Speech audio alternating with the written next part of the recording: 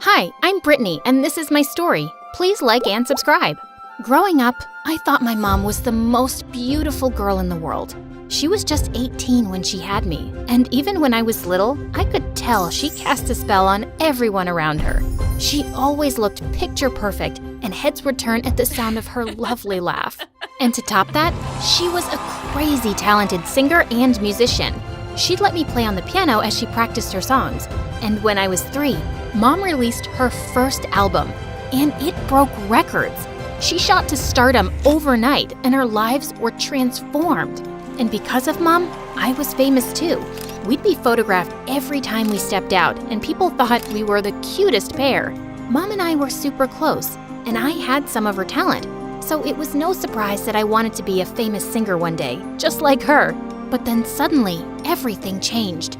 I was in 7th grade when I started noticing that my hair was falling out, fast.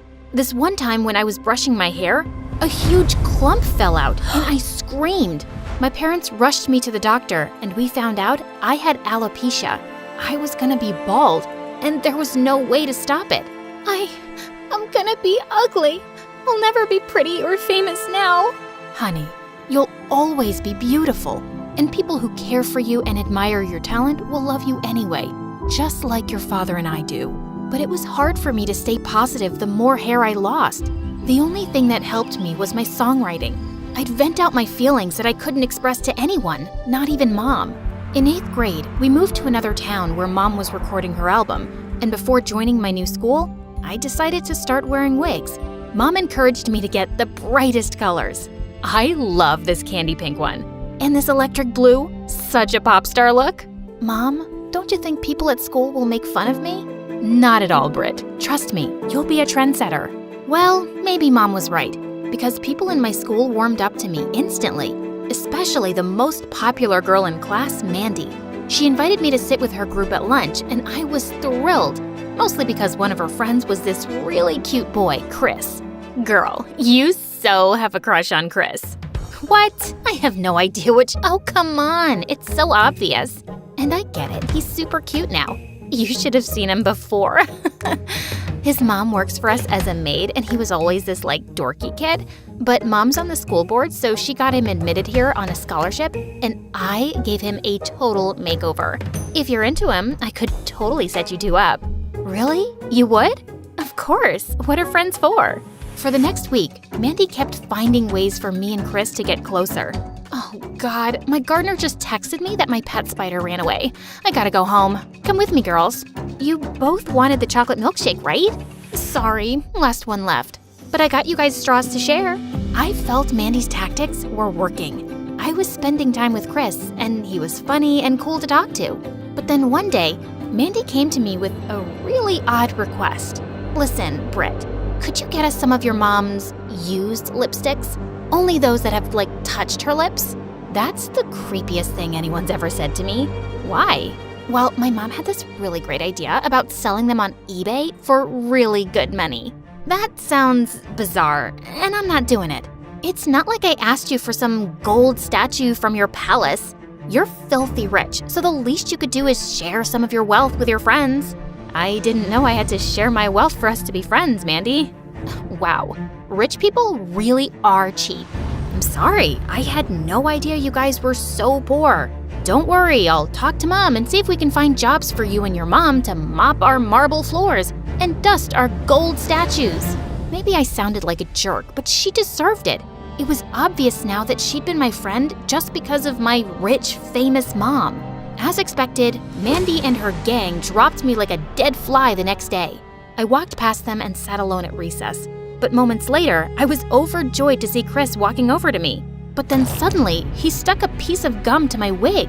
Hey, what the heck was that? The pink gum goes with your dumb wig. Consider it a parting gift. What, did you really think we'd be friends after what you said? What did I say? Drop the act. Mandy told me she accidentally spilled juice on you yesterday, and you yelled at her. You said she's as worthless as the maids who mop your floors? How can you talk like that? Don't you have any respect for anyone? That's not what I— Save it, Brittany. You're just some rich brat no one would even know of if it wasn't for her mom. Good luck with your perfect life. If only they knew. After that, they kind of made my life miserable, especially Chris. Rubber snakes in my locker, glue on my seat, mud in my gym shoes. He pulled every stupid prank. One time, I walked into the classroom and Mandy groaned loudly before passing some money to Chris. Ugh, I lost the bet. Weirdo's wearing a purple wig today. Told ya, but you were right about one thing. She looks like a cartoon, no matter what. One afternoon when I got home, I heard loud voices from the lounge, and I was shocked to see Mandy and her friends surrounding Mom. Sing a song for us, please. How are you so pretty? You and Brittany look like sisters, except you're like 10 times prettier. What's going on here? Oh, hi, honey. Your friends dropped by for a visit. Could you quickly get the snacks tray from the kitchen, please? And moments later, Mom was performing as those hyenas screamed and took selfies, and I just stormed off. An hour later, Mom walked into my room. Why didn't you join your friends? Are you feeling sick? I'm fine, Mom. And they're not my friends. They don't even like me. They're vultures who probably came to steal your lipsticks. What? They're just not nice to me, okay? I didn't tell you because you're busy with your album and we'll be leaving as soon as it's done, right? Yeah, but it could take a few months. You know, honey, teenage girls fight all the time and then make up. Come on, why wouldn't they like you? You're amazing. You won't get it, because I bet no one's ever disliked you. Please, just close my door on the way out. It was my 14th birthday soon, and I'd only wanted a small celebration with my parents. But to my horror, Mom said she'd invited my entire class. What's a birthday without your friends? They like you. They all said they'd come. Not for me, Mom.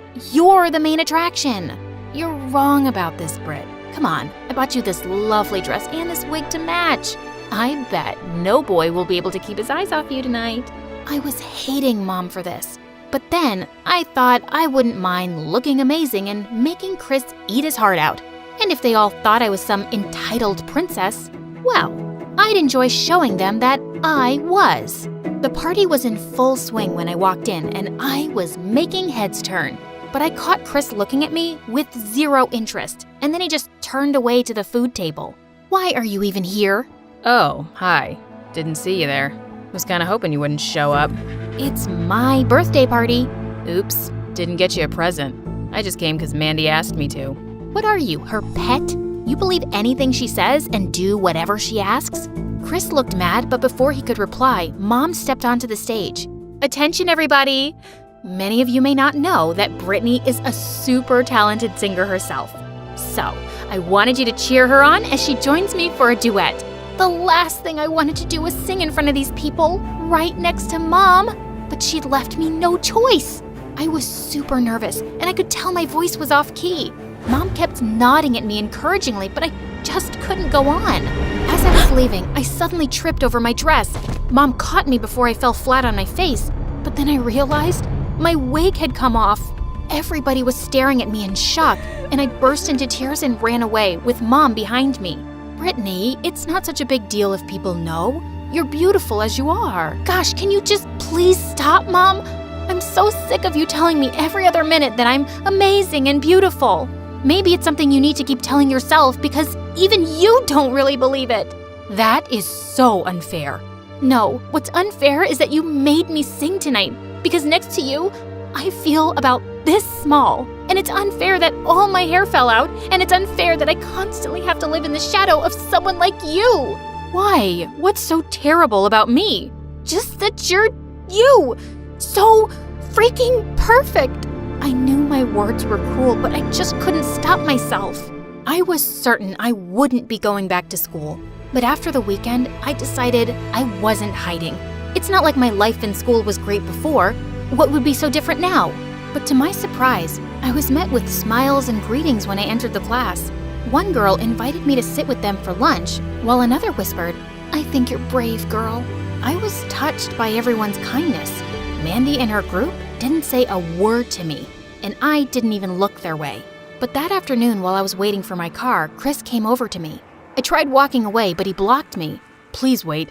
You don't ever have to talk to me again, but I just want to say, I'm sorry for judging you when I didn't know anything about your life, and for blindly believing Mandy. I know she can be mean to people she doesn't like.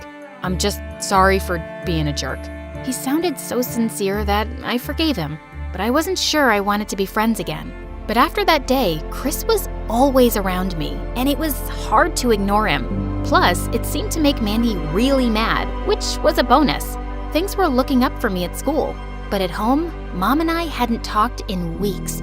I felt guilty, but I just didn't know how to fix things. But one day while I was studying, Mom came in. "Brittany, I've been thinking a lot lately, and maybe I don't really understand what you're going through. I just wanted you to believe that your condition doesn't define you, and it doesn't have to take over your life. Also, I never meant to overshadow you. Would you feel better if I stepped away from singing for good? Maybe we can focus on your career now." "Mom, no. You're right. I let my condition dictate how I feel about everything. I'm really sorry for what I said, and I'd never want you to stop doing what you love. You're my favorite singer." A week later, we had a spring dance at the school, and I was over the moon when Chris asked me to be his date. But when I got to the dance, I was shocked to see Mandy on his arm. What's going on? You two are friends again?" "Who said we ever stopped being friends? And did you really think Chris would start liking you after the party? You are so easy to fool, girl. You think everyone's just gonna fall for you because you're some princess? I wanted to show you your place. Just a nobody with a famous mom. Chris, you're so weak and pathetic. And Mandy, you must be really insecure to be jealous of a nobody. And I have a great chance of being a somebody one day because I'm talented and have a super famous mom. And you'll always be a loser looking to sell celebrities' used things. You know what? I'll do you a favor and send you Mom's used toilet paper." Mandy was about to attack me, but my classmates jumped in to stop her, and I just walked away. I told Mom I didn't want to stay another minute in this town. And by the next morning, she had everything packed and we left. Mom and I grew close again, and she featured a duet with me on her next album, which was #1 on the music charts for weeks. And I decided that I wanted to use my fame for something good. So I openly talked about my alopecia on Insta. I got such an outpouring of love and messages from people going through the same thing. And it felt amazing that I could make others feel less alone. Years went by and life was good until I joined college, because on the very first day, someone playing with a football bumped into me in the hallway, and I looked up to see it was Chris. "Brittany, I'm so glad to see you. I've thought of you every day." "Really? Because I never thought of you after I left. I was too busy living my best life. Now, if you'll excuse me, I'd kept my cool, but inside, I felt shock and anger bubbling up. Why did he have to be here? He just wouldn't back off. He'd leave flowers and apology notes in my locker and bring coffee for me every morning. One time at a football game, he sat across from me on the bleachers holding a large banner. "I'm sorry, Brittany. Give me one more chance." What's up with you and Chris, girl? What can't you forgive him for? I mean, look at him. Trust me, he's an A-class jerk. I told Mom about how Chris was ruining my life, but surprisingly, she told me to hear him out. Why should I? You know what he did. I know, sweetheart, but people can change. He sounds like he's really sorry, and kids in school can be so stupid sometimes. Speaking of stupid, is it that boy in her tree? Brittany, I'm not getting out of this tree till you talk to me. I swear, I will sleep here and eat the leaves and never leave till you hear me out. Seriously? Why are you acting like such a maniac? Why are you even here, Chris? Because I've hated myself every single day since you left. I was weak and pathetic, but I never faked liking you. Mandy hated that you and I had grown close, so she made me play along with her act at the dance to hurt you. Made you? No one can make you do anything.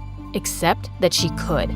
My mom had taken loans from their family, and Mandy threatened to make life really difficult for her if I didn't play along. I know it doesn't sound good enough, but I felt like I had no choice. After you left, I dropped out of that fancy school. I couldn't stand to be around Mandy. And I followed you online, and I knew you were going to this college, and I had to see you and give you this. It was one of the journals where I used to scribble away my songs. I had no idea where I'd lost it. You left it in your locker, and I held on to it. I was hoping to return it one day and just tell you that I'm really sorry. I seem to say that a lot, but believe me, I've meant it every time. I think I believe you, Chris, but you'll have to keep convincing me. I will, promise. Once I'm sure that you're not an awful person, I might set you up with a friend who thinks you're really cute. And I hope by friend, you actually mean you. In your dreams, jerk.